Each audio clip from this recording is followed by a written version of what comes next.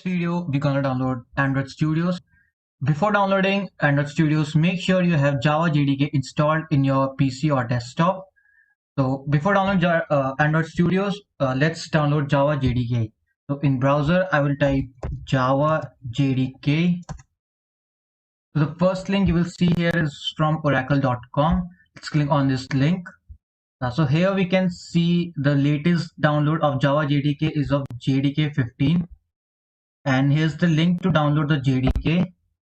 So this link has taken us to this page. Scroll down to this page and we will see the Windows into 64 installer. Download the .exe file and here accept the license and the agreement. Now download JDK. So after downloading JDK, here in our downloads we can see our .exe file. Let's click on it. And you can see now that our installation wizard has started. Let's click on next, and here we can choose the location where we want to save our JDK. I would change it to E drive, and I've already made a folder named Java JDK 15, and I will save it here. Okay, next, and installation process will start. So now here you can see that we have successfully installed Java JDK 15. Let's close this tab. So now that we have installed Java JDK, let's go to the folder we have installed it. So I have installed it in E drive, Java JDK 15, and here you can see all the files related to Java JDK. Now we need to set some environment variables for our Java JDK. So type env in your search bar and go to edit the system environment variables. Click on environment variables, and under the path variable, add a new variable, and the variable will point till bin of our Java JDK. Control C and new, Control V, and then click OK. Now we will add two more system variables. So click on new. The first variable name will be Java underscore home. Make sure you write everything capital, and the value will point up till Java JDK 15, not bin. Control C and Control V, and then click on OK. And now we will add another variable. Click on new, and the variable name will be JDK underscore home, and it will point up till bin.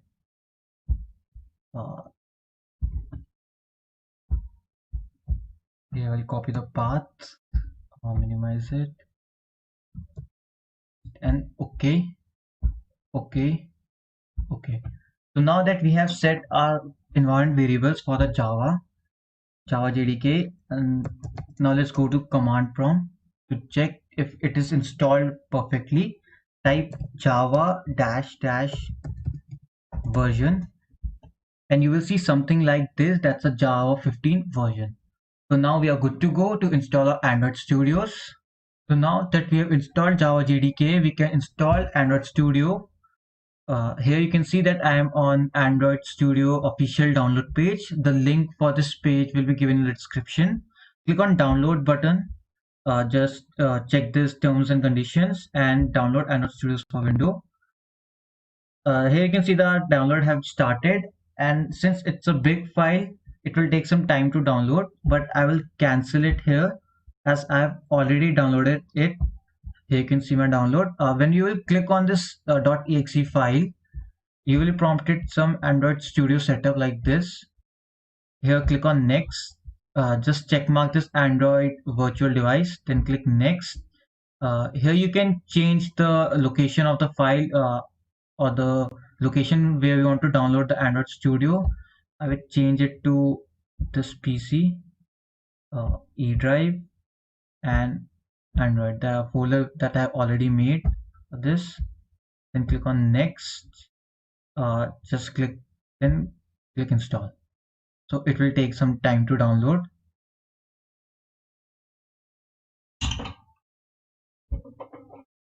So our installation process is finished. Now let's click on next and finish. Now it will launch Android Studio for us. As we are installing it for the first time, just click on do not import settings. The config or installation folder is for the ones who have installed it earlier. Let's click on OK. And as you can see, our Android Studio Setup Wizard has been launched. Process and then click on next. So you can see there are two install types. One is the custom one and other the standard one. So for the beginners, I would recommend the standard one, and it's also recommended by the Android Studio. Click on next. Now we can choose our UI theme. Like some developers prefer the Dracula one, or others prefer the light. I will go with the light one. Click on next, and these are some of the tools that Android will be using. You can verify them in the settings. I don't have any problem, so I will just click on finish. Now it would be downloading all the tools that you were seeing before, and you can see the details of them. It will take a lot of time to download, like around 15 to 20 minutes or more. Now you can see our download is finished, and now let's go to the folder where we have saved our Android SDK. So here we can see that it's in C user username app data local Android SDK. Okay, let's click on finish, and you can see this Android Studio window. Let's minimize this for some time. So here in this PC, go to C drive, users, username. Here you will find app data. Since it's a hidden folder, so make sure that in your view you have checked this hidden item setting. And now go to app data, local, Android, and SDK. So this is our SDK path, and now we will be setting some environment variables just like we have done for our JDK. So let's open the environment env, edit the system environment variables. Click on environment variables and add a new one. Here we will be adding Android home it underscore home, and the path will be up till SDK. Let's paste it here. Okay, and now we will add another variable, that is Android SDK root. Android SDK root. I missed the underscore. Okay, now path for this will also be same up till SDK. Okay, now we will edit the path variable here, edit, and we will add the and we will add the path up till one till platforms. Control C, new, Control V. Okay, and other till Android tools, platform tools. So here are platform tools. Control C, path, edit, new, Control V. Okay, and okay. Now for those who have less than 8 GB of RAM, the emulator might not work on a system, or it might be laggy, or you might face many crashes.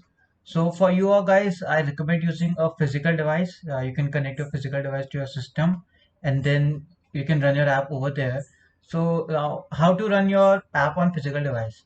So for this, go to your device settings and scroll down to about phone, and then again scroll down to build number.